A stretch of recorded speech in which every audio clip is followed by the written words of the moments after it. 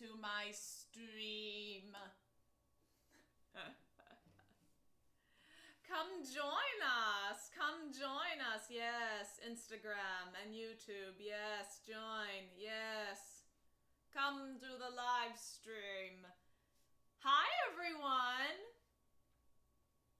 So great to see you for Cello Tip Thursday live stream, where we cover not just cello tips, but music tips regarding the music industry, conservatory life, which was a huge part of my life, many years of music school. So whatever questions you might have, this is kind of a Q&A cello workshop we do every month. And also been having some wild weather in Las Vegas today. Wild weather. Like looking outside and all you see are sheets of rain. You can't even see what's outside. And I think it's past us, but if you hear some thunder sound effects, sadly, I haven't upgraded my setup. That'd be pretty awesome. It's just the weather we're having today. And if I lose this stream, should not have said that out loud. I don't want to put it in the universe. But if for some reason this drops, then it's the weather's fault.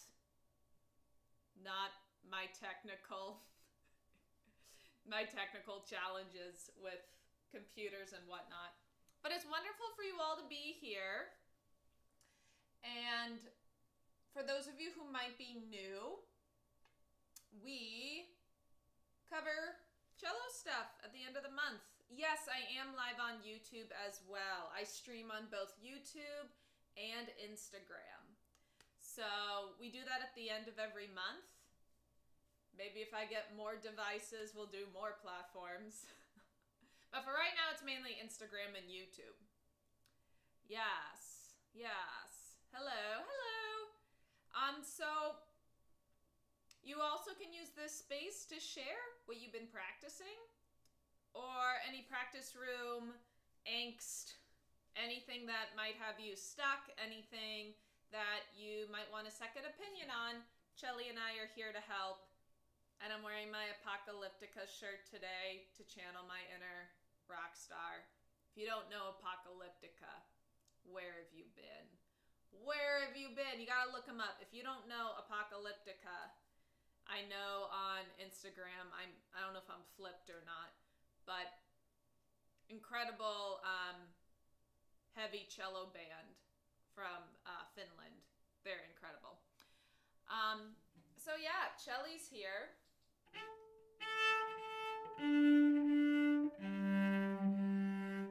Just checking some tuning.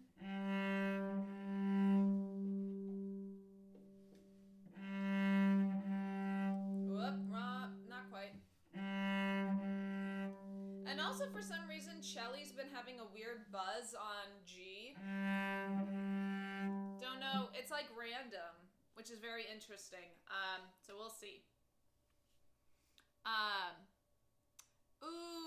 Favorite arrangement by Apocalyptica. Oh man. Damn. That's a hard one. It's like I have to pick one. Let me see if I can figure out what my favorite, I don't know, it's the very first video I saw of Apocalyptica, and it just totally changed my perspective on cello playing, and it just changed my whole life seeing them. So I want to be sure. I'm having a brain fart today. For some reason, it's escaping me. Path is my favorite. That's a collaboration I believe they did with a vocalist, and I love them. I love Path. And it's really cool. If you've never seen the music video, they're like dueling their own shadows. It's really cool. It's Wendy!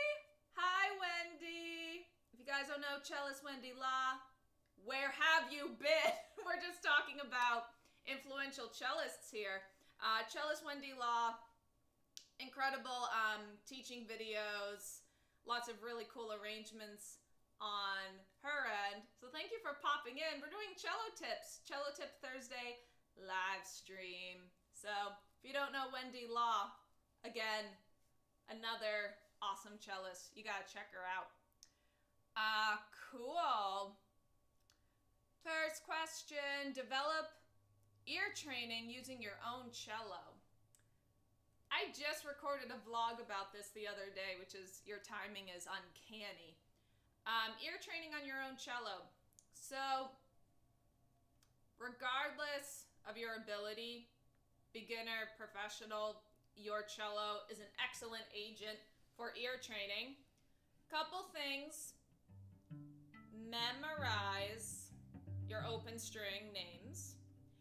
And the reason, I know it's A, D, G, C, okay. But the reason I bring that up, to have those kind of engraved in your brain forever, because when you are playing a pitch that matches your open string, it's a gold mine for intonation. Another place where knowing your open strings is, oh, it's okay, you don't have to wait for the vlog. This is important. You guys will get a sneak peek of what's on the vlog. So, we talked about open string matching, and this is a big thing, especially for beginners who want to find first position. With my students, we call this the check 4 technique, where your fourth finger in first position, which is where a lot of people start, at the top of the cello, first position, that note is going to be in octaves with your next lowest string. So if I'm on the A string, fourth finger, that's A, B, C, D, use your open D string. So let's say, I have no idea where first position is, and I just plop down my fourth finger. What do we get? Well, it's a cool sound because I like dissonance, but that's not right. Both of those aren't Ds. You can hear, if you listen closely, there's a clash between the notes, so.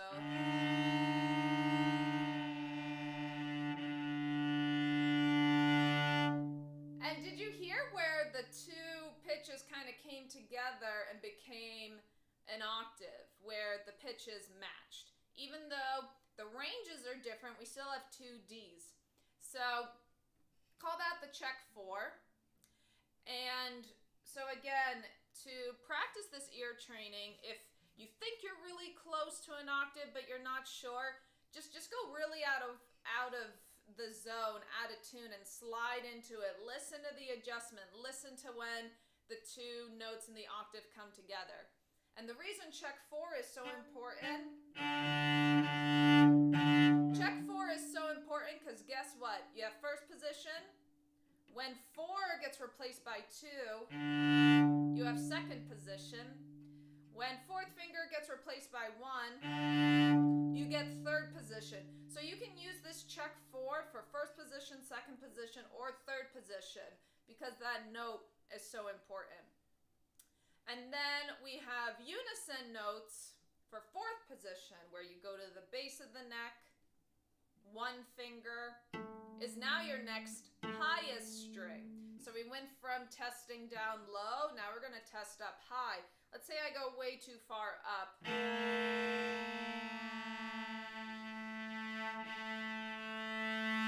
So unison pitches are very obvious when they're off.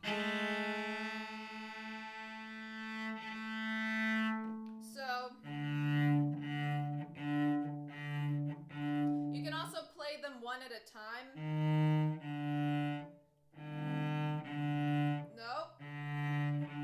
And then same. So that's kind of octave and unison, which is a great place to start. Another interval that's really important is the perfect fourth for testing intonation on your cello. Now, what does that mean? What's a fourth? So when you hear someone say anything that sounds like a number followed by RD or TH, like minor third, major sixth, perfect fourth, perfect fifth, all of those, They're talking about an interval, which is the distance between two pitches. That's all you need to know for now, the distance between two pitches. So the perfect fourth, let's say I'm on the note G, A, B, C. So a perfect fourth is from G to C, 4 notes in between. And you always want to follow what key you're in when you count that up. So if it was C flat, D flat, E flat, F flat, no. Yes, F flat. That's a perfect fourth. So with fourths, we're going to listen for that same kind of harmony between the notes. And yeah, that F flat gonna get you every time. So the perfect fourth, and we have perfect octaves, perfect fourths, perfect fifths. Your strings on the cello are tuned in fifths. And the reason they're called perfect has to do with how their frequencies line up. I will wait for the vlog for that part to come out because it can get long-winded.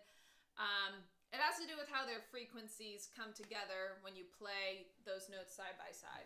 So let's say I want to do a double stop. I want to test the note F natural on the D string.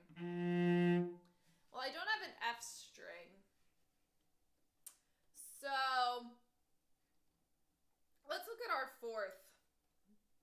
F, G, A, B flat, if we're in F major. I don't have a B flat string, so that's not going to work. Now what if I go down? F, E, D, C. I do have a C string. Okay, all right, we're getting somewhere. So I'm going to take that C string and do a check 4.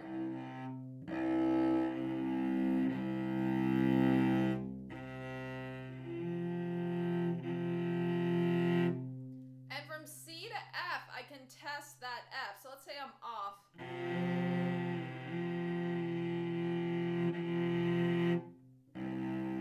Always triple check your octave.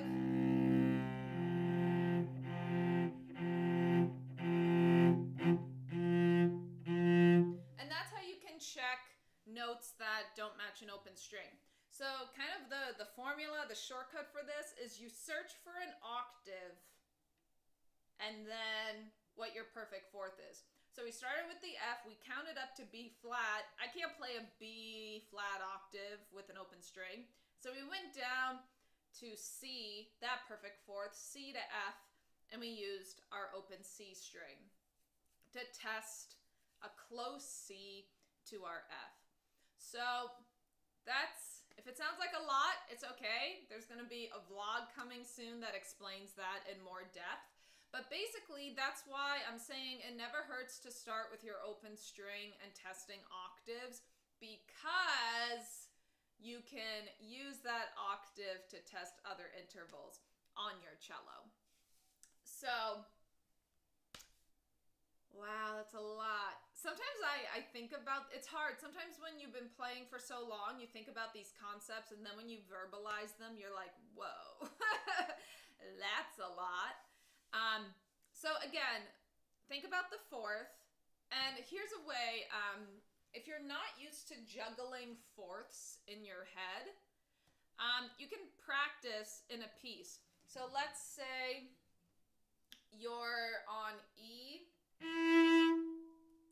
well, E, F, G, A, E to A, or E, B, like E to B or E to A. You can practice counting up and down by 4 pitches to kind of get that muscle memory in your brain about what a perfect fourth is. And again, perfect fourth is 4 notes up or down staying within your key. So again, if you're in, let's say you're in that's not a good example. Let's say you're in A flat major. A perfect fourth, if you go A flat, B, C, D, A flat to D, Well, that's not a perfect fourth because we've come out of the key signature. So when you're counting up your fourths, you need to be aware of what key you're in. So A flat to D flat is your perfect fourth. A natural to D is a perfect fourth. So versus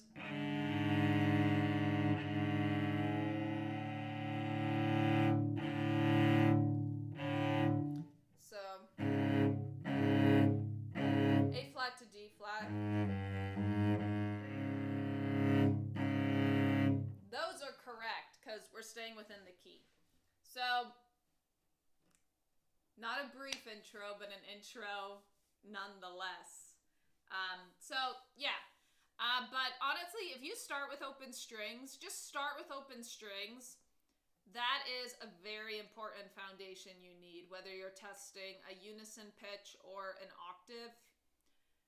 Very important.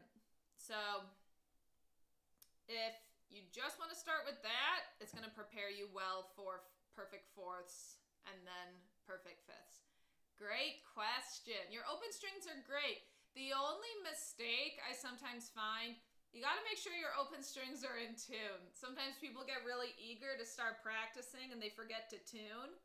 So if you don't tune your open strings, then you're going to be off from the beginning. So really make sure you tune those strings as well. Awesome question. Let me just check on the Instagram chat. Nothing in the, come on Instagram. I'm just kidding. It's okay. Sometimes I know posing a question in a live stream, sometimes people just want to listen, and that's a-okay. So that's a little bit on intonation with your cello. And in the event that we get a little bit of a lull, that's okay. I sometimes just talk about other tips that are related or things that I've found helpful while teaching. So let's talk, here's one, playing fast. Let's talk about playing fast. Everyone wants to play fast. Fast and flashy. And there are a couple bow strokes that are associated with fast playing. So one of them that is difficult, unless you follow these tips I'm going to give you, is the spiccato bow. So spiccato is when we have fast, short, and crisp notes, and your bow is on the string, but it looks like your stick is bouncing. Sorry, that spiccato, sautille, they're very, very similar. Those two bow strokes, sautille and spiccato bow. But you use both when you're playing fast. So let's talk about how we can prepare to play fast efficiently. So one of the most common mistakes, people try to make the bow bounce. And that is, my coffee is not settling in. So spiccato is when we bounce. Feel free to correct me, people do. if I'm getting my words mixed up, but I know for sautille, you're not going to come out of the string. And it's really hard because between sautille and spiccato, it's like the line is so thin between them. And I think spiccato is when we're making the bow bounce. So that's spiccato. So, that's a good question. So I'm gonna take a quick pause while my brain can settle down. Good question. Have you ever tried to play the Mendelssohn Violin Concerto in E minor on the cello? Is there an arrangement? This is a question on YouTube. Is there an arrangement for cello? I don't believe I have. One time I tried to play some of Tchaikovsky Violin Concerto on the cello, and that was very interesting. I haven't, but if that's something that there's an arrangement available, if someone adapted it for cello, that would be really cool. Yeah, let me know. But no, I don't play a lot of violin repertoire. Usually it's been transposed or bumped down an octave for the cello. Because the other thing too is sometimes high notes on the cello, even though they can match the violin, the color is going to be very different. And so even though it's possible, it might not always have the same effect in the sound quality. So that's why a lot of violin stuff, if it's on cello, it's down the octave, because our richness is paralleled at the octave. You couldn't find one? Aw, man. No arrangement. Well, maybe someday. Someday I could. Maybe make an arrangement or try it out. I don't know. That'd be kind of cool. Trying out the Tchaikovsky, don't ask me to do it. It's been way too long and I'd have to practice it. That was really challenging to try the Tchaikovsky opening. But that's a cool question. No, I haven't. Doesn't mean I won't, though. Okay, so let's go back to spiccato. Now that I have my bearings, let's go back to spiccato and sautille. So spiccato is when we make the bow bounce. And that only works up to a certain tempo. If the tempo becomes too fast, your sound is going to be really labored and your arm's going to be really tired from the effort of bouncing each individual note. And that's when we have to go into a sautille bow. So I'm going to do a spiccato and I'm going to try to speed it up. And with spiccato, I'm going to be making the bow bounce each time. And you're going to kind of hear where the sound starts to unravel, where it becomes too fast and too much work for me to continue the spiccato.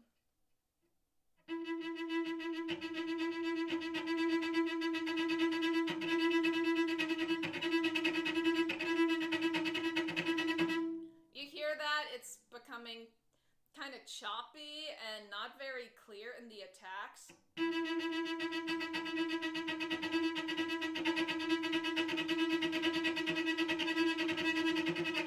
It gets kind of scratchy, and that's why spiccato is good for medium to medium fast tempos, because you have control. So when spiccato doesn't work for really fast stuff, then we're going to go to sautille bow. And sautille bow was the bane of my existence in college. I just couldn't do it. It's a very difficult bow stroke.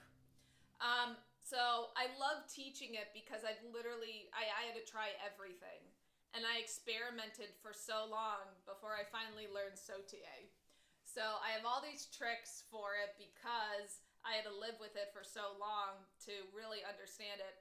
And the first thing, if you want to play fast, sautille is very misleading because you see the stick bouncing, but the hair is in the string.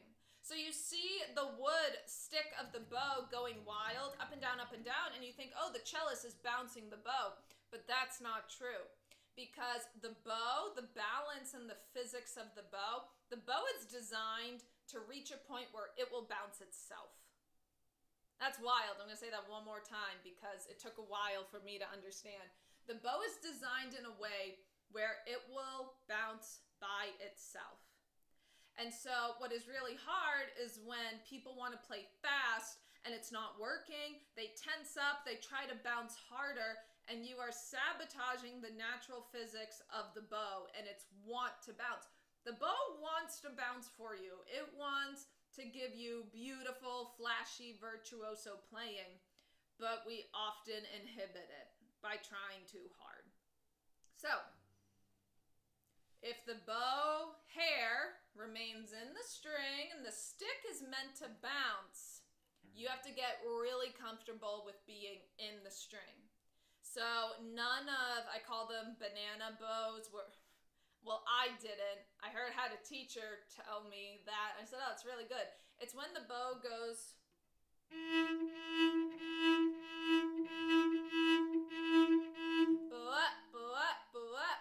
That's like a banana bow. You have to be very linear, like molasses. And when you go faster and you shorten that legato, and you go and you are very deep in the string and flicking with the wrist, we'll get to that. The bow stick will bounce on its own. So a lot of people think, but I gotta come out of the string. No, you actually don't come off the string when you get to fast sautille. Like a big example is Popper's Elfantaz. So for that, you want to sautille for something like Elfantaz. I don't feel... It's one of the hardest things I've ever played, but we'll just do a couple A string notes. So...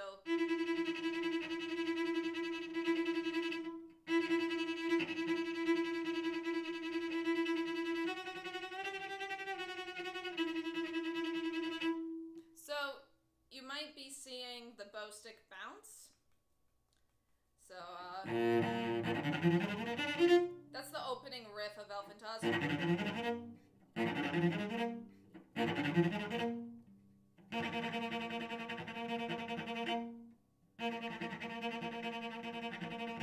So with that, I practice it in the string.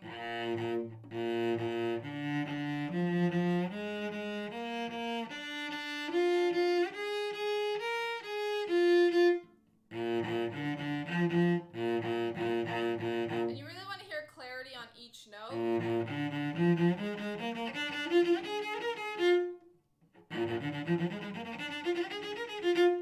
Okay? And so once that feels more comfortable, I'm going to move a little bit so you can see a little more on Instagram my bow arm. If you play everything with arm,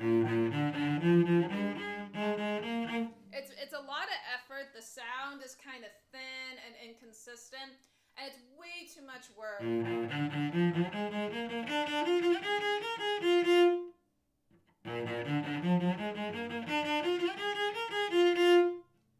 So that's a lot of effort, and when you go even faster, I mean, it doesn't sound very good. It sounds thin, and you need flexibility in the bow, hand, fingers, and wrist. So that's another thing, is if that is something you're working on with your teacher, that's another reason it's so important to have that, because as you go faster, it's going to sound more like work, and it's going to make your sound thin and kind of scratchy.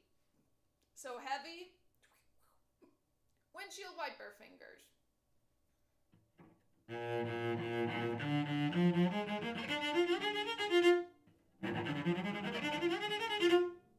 Okay, that's the opening.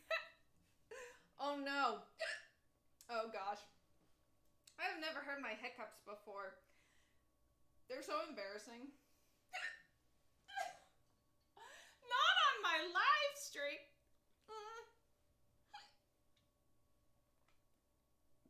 Oh. I'll tell you guys, this is like a life tip. And see how quickly I got rid of my hiccups? No, I didn't. Darn it. If you take a sip of water and you turn your head to the side, you should get rid of them. I'm not doing a good job.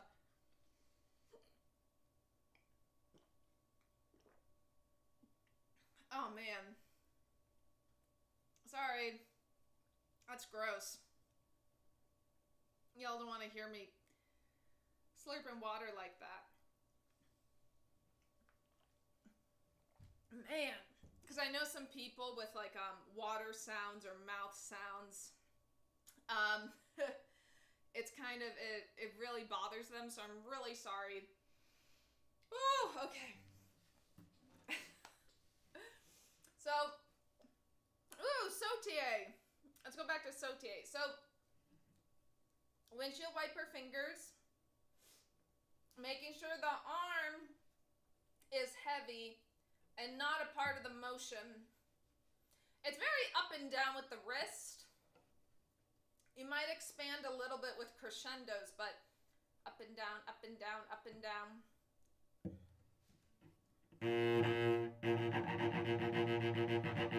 And I often double, so it's 2 notes in the original. Sometimes I'll make it 4.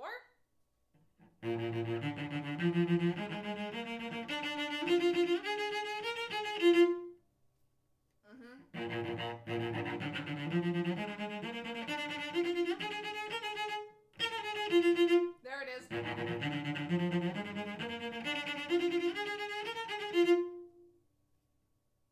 Da-da-da-da. I think it's 4 at the end, sorry. But you do these doubles.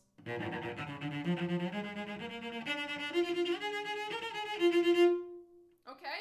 And you get that comfortable, and you really want to watch this part of your arm that it's not, again, it's not being super proactive. It's mostly wrists and fingers. And again, do the windshield wipers. And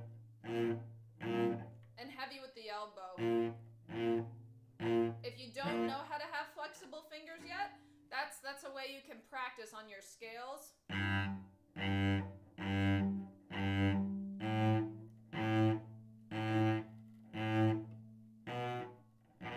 So you see, I'm really trying to have my hand go left to right. Gently though, you don't want to, and have the fingers flow along.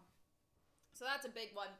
And then Sautille and Spiccato as well is best when you're at the balance point of your bow, and that's literally where the bow wants to balance. If I were to lay it on my fingers, it's usually between 1/4 and 1/3 away from the frog.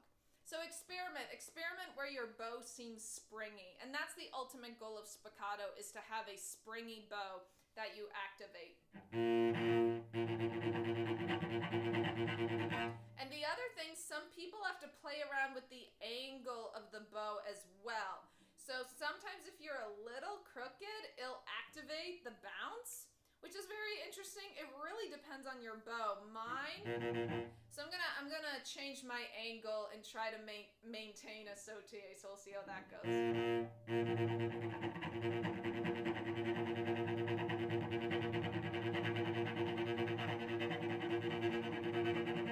This doesn't really work for mine.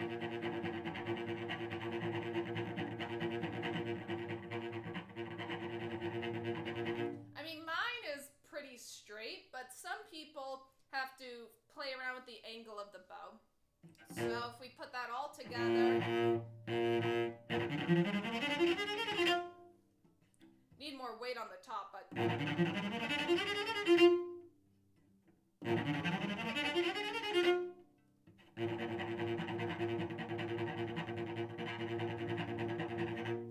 okay, so that's a huge thing.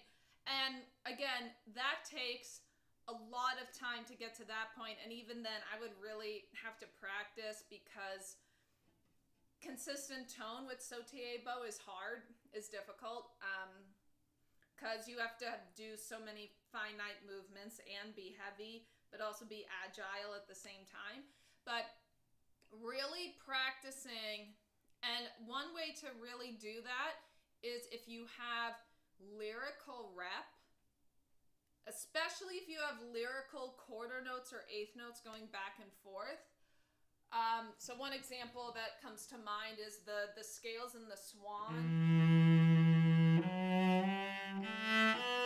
Well, let's say you do them separate, I guess.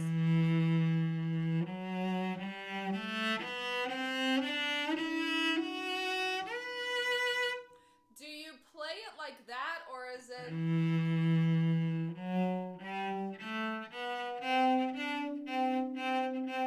If you come out of the string every time, that's going to be really hard.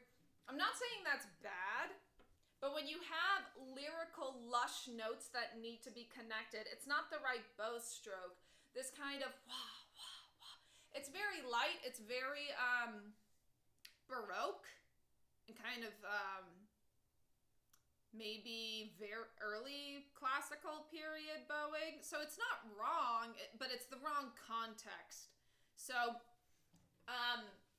even if you have things like that where you have more romantic pieces that need the notes to be glued and sustained together, if you can really think of the bow as being linear and you're just gluing it back together with each bow change and not having these dips in your bow change, that's what you need for Sautille. So again, you have to be aware that you are going to be slow and goopy in the string for a while if you are going to be learning Sautille. Nope. There it is.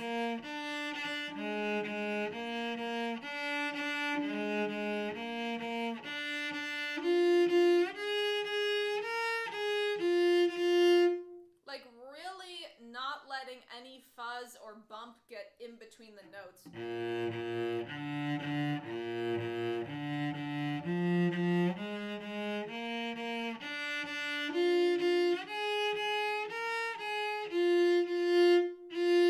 That was better. Now if we speed it up. Nope. You hear these like little, or these little, they remind me of like bubbles. It doesn't sound immediate, and that's what you really need to aim for, and it's a bow weight issue.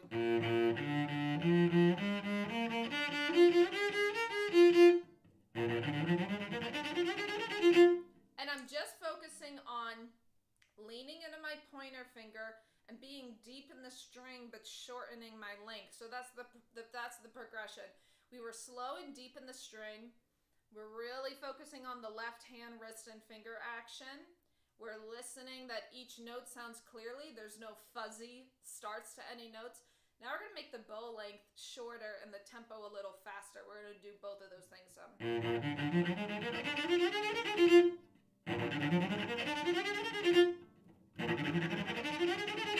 Close. I'm getting away from my balance point, so I got to remember to stay in the balance point. Almost. I really want to practice this one and bring it out again. It's one of those pieces that just needs it because it's a very virtuosic piece. I really want to let go of that F too soon.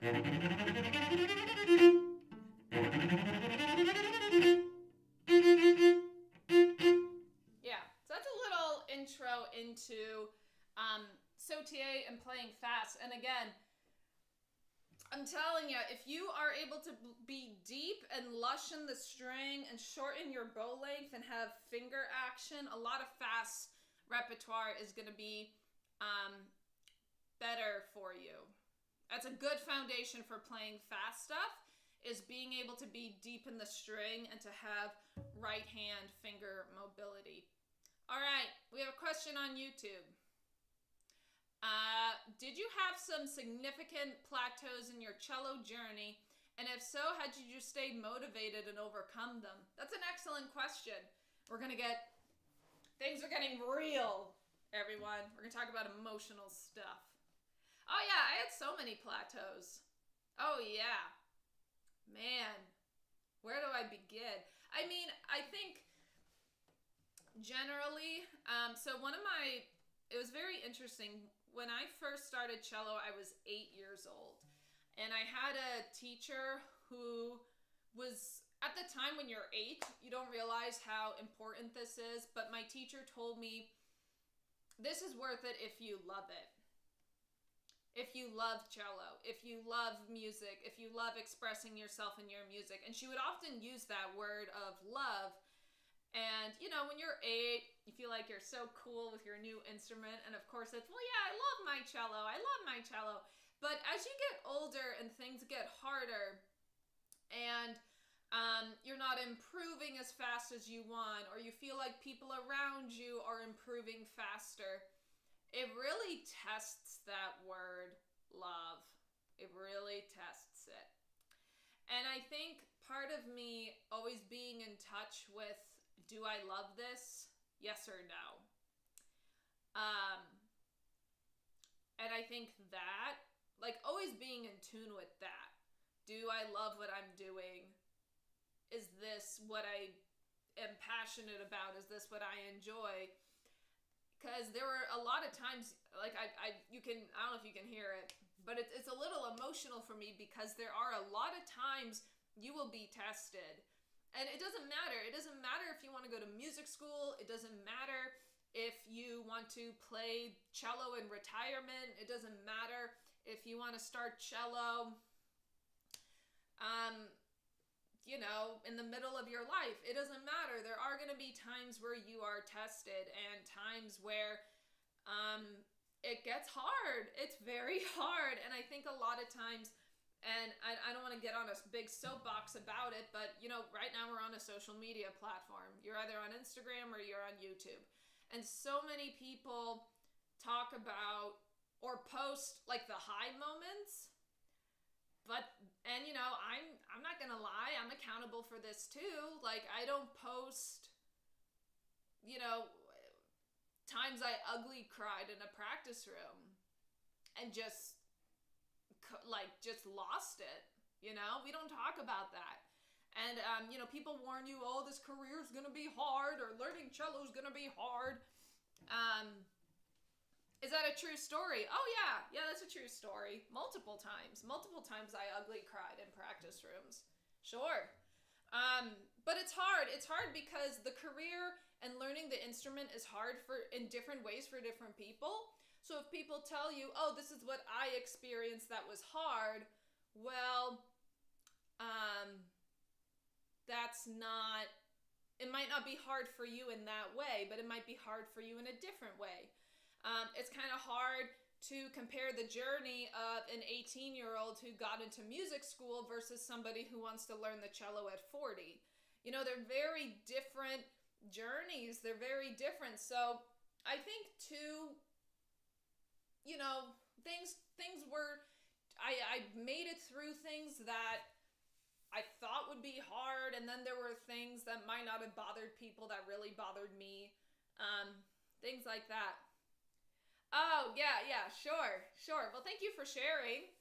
It is a true story, someone says. Even for themselves, sure. I mean, and I don't think people talk about it enough, like especially when I was in music school. I didn't want to come off as weak but sometimes you just got frustrated and everyone has a limit and you're doing a college workload. And I went to a university where I had to take classes outside of music school. So I was taking those classes and music classes and rehearsals and orchestra. And some days it was just too much, But I think what I'm trying to say, what got me through it is being in touch with why I started cello. I mean, it's my favorite thing in the whole world. When I perform for people, I've never felt anything like it. Like the joy and the power and the emotion I feel. I've never felt that way doing anything else. So that's what I think about a lot. And also, like, you hear a lot of interviews with big name artists, and they said, a lot of them say, I'm here because I didn't give up.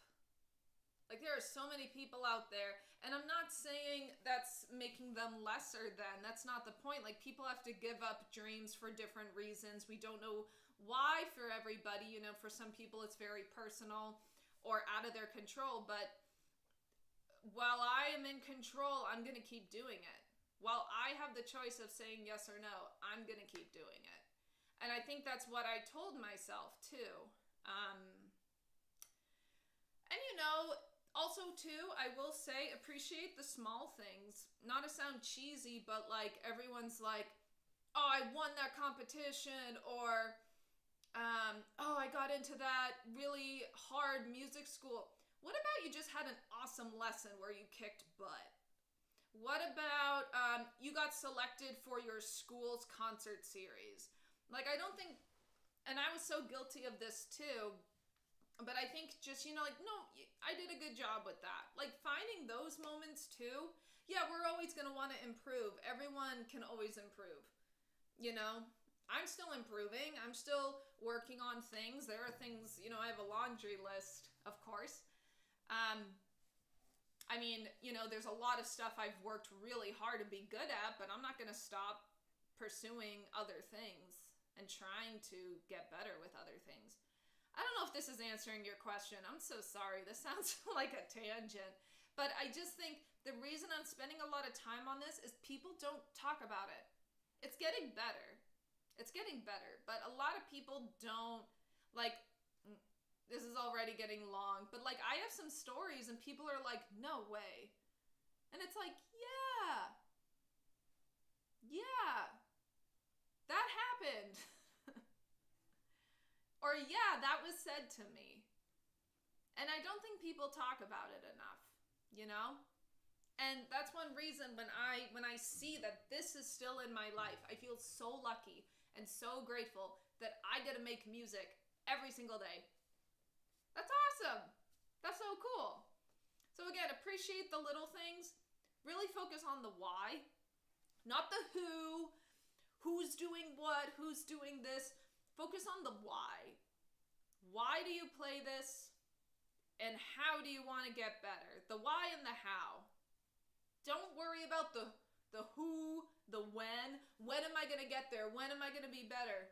And that's hard. You are going to worry about it. You can't turn it off. It's human nature to compare ourselves.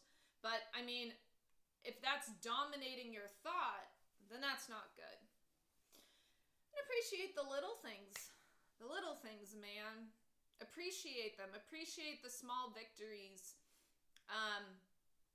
Because, I mean, you need that when days aren't good.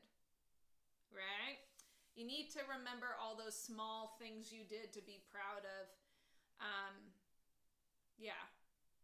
Wow, my brain, my emotional brain. I mean, I can't, specific stories, I can't really think of one that's short. They're all kind of complicated.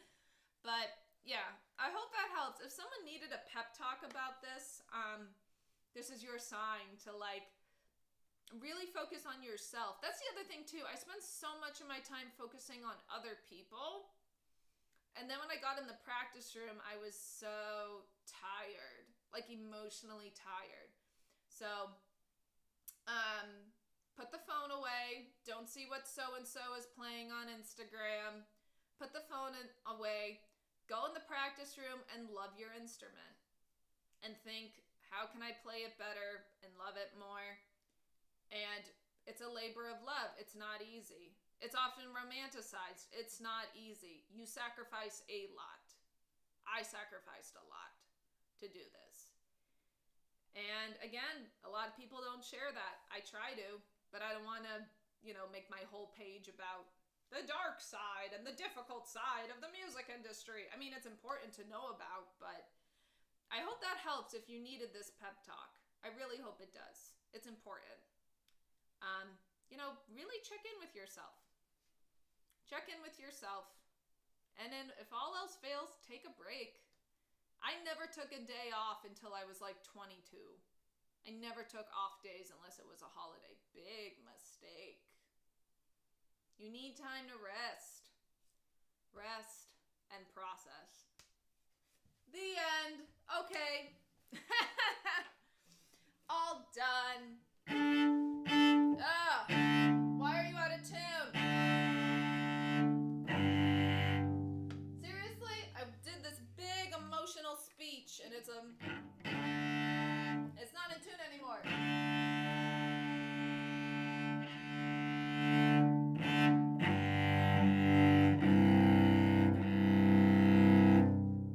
Bam. Big low stuff. Yeah, and it's a good point. We hear a lot about the highs, but not enough about the low stuff. And honestly, the low moments outnumber the high ones. Think about that for a bit. Chelly needs a break. Yeah, Chelly deals with a lot of my garbage.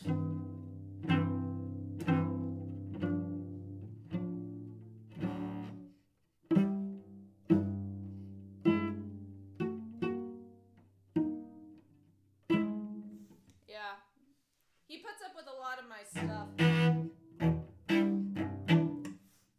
Cool. What else we got? What else we got? In the chat. Everyone's like, I'm going away. Cello Doll's sad. No, Cello Doll's not sad. Cello Doll's the realist. I'm just kidding. I'm not really a realist either. All right. I'm glad the storm didn't affect our stream, y'all. That's really good. Let me see. We talked about Sautille. We talked about pep talk. We talked about a lot of good stuff. Oh, and I saw a comment way back. I don't know if you're still here. I'm so sorry. Someone mentioned the question about the Mendelssohn Violin Concerto, and how someone will see a cellist playing a violin piece and there's no sheet music. A lot of times people will try to play things and they'll transpose them kind of in their head. They'll read the sheet music an octave down, or they'll transpose it an octave down, or they will play it at the octave if it's something that will sound good. So often they're kind of doing it in their head, and there's no sheet music for it. So sometimes, and I know that that's unfortunate because some people want the sheet music for it and want to know how to do it. But oftentimes they're doing it by sight and by practicing it. So sometimes there's not always sheet music for flashy dazzle you hear online. Question: what do you practice if you only have a tiny amount of time to play for the day? I prioritize anything I have for an upcoming concert or show or gig. I prioritize that. Sometimes, if it's been a lot of heavy playing, I just spend a lot of time with scales, open strings, scales, maybe an etude. But yeah, sometimes I find if you like working on the scales, I really focus a lot on tone quality and sustaining my sound. And that can often get lost if you're doing a lot of gigging and playing and things like that. So if I have a short amount of time and I'm doing a lot of, I try to like complement what I'm performing with like pieces and opposite pieces. So if I'm doing a lot of lyrical stuff, I'll pick up faster repertoire in my practice so that I still keep skill sets fresh. Cool. So I hope that helps. I mean, often I just spend a lot of time on scales and long tones, especially if I haven't had time to do that lately. Or prioritizing that gig, showing up, being prepared, laying it down. So yeah, if I have nothing coming up though, it's usually scales, long tones, and then I might pull out an etude or Bach. Bach is great. I love practicing Bach if I don't have a lot of time. Or I'll just say, oh, I'm going to play the exposition. Lately I've been looking at Dvorak. I've been kind of picking at the Dvorak a little bit. But yeah, complement and contrast. Balancing that is important. Do you have any suggestions on getting used to a seat that is too short and you're a tall cellist? Yeah, so for the longest time I played with a seat cushion. And it's downstairs. I don't want to leave and get it because we're almost out of time. But you can often, I would often use a black seat cushion. I'm not sure, Christine, if you are in a music school and you find the seats are too short. That's what I found. Or if it's possible to order. I know taller chairs are kind of expensive. So having a seat, I would get a seat cushion, preferably black to match black concert chairs. Yeah, that's another good suggestion. Someone said an adjustable piano bench. The only thing with a piano bench is sometimes it makes the placement of your rock stop kind of awkward. Sometimes I actually sit on with a piano bench vertical or horizontal. If it's horizontal though, it puts your rock stop way to the left or way to the right because it's a rectangle, right? So if you have a rectangular shape and you put your rock stop, it has to travel a lot.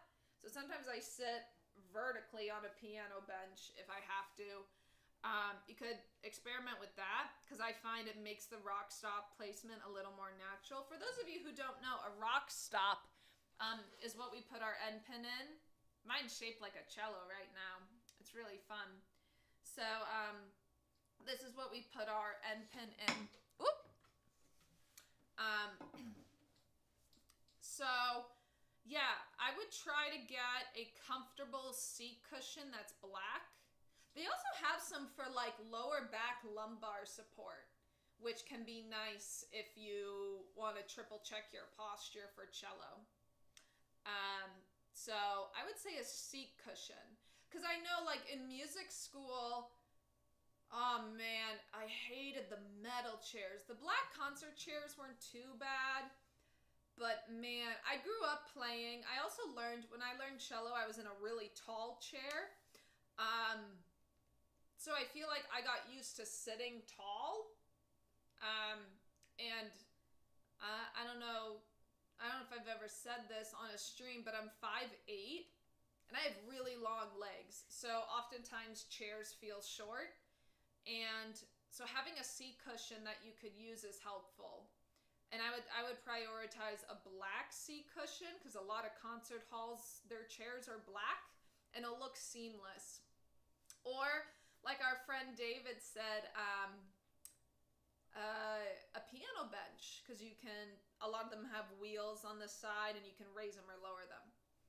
Someone asked, do you play Yo-Yo Ma? Have I played for Yo-Yo Ma? No. Never even met him.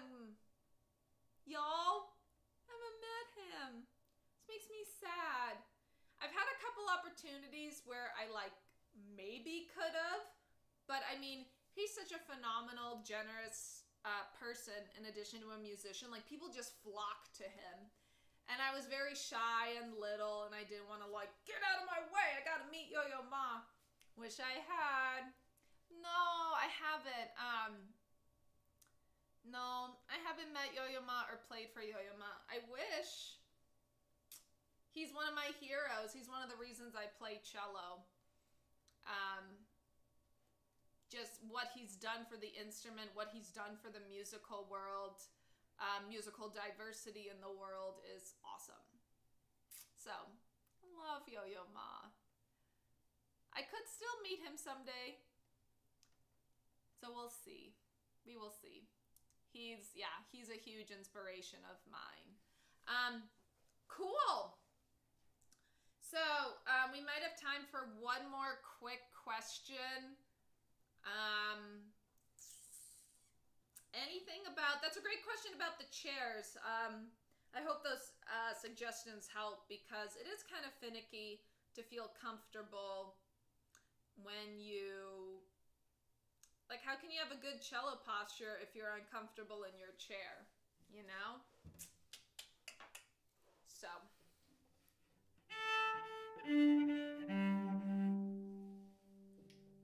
Yas. Yas, yas, yas.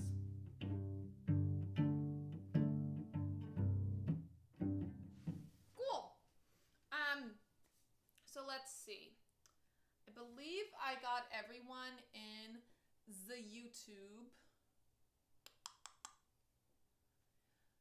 Yep. And I believe I got all the questions in Instagram. Cool. So yeah, I think it's about,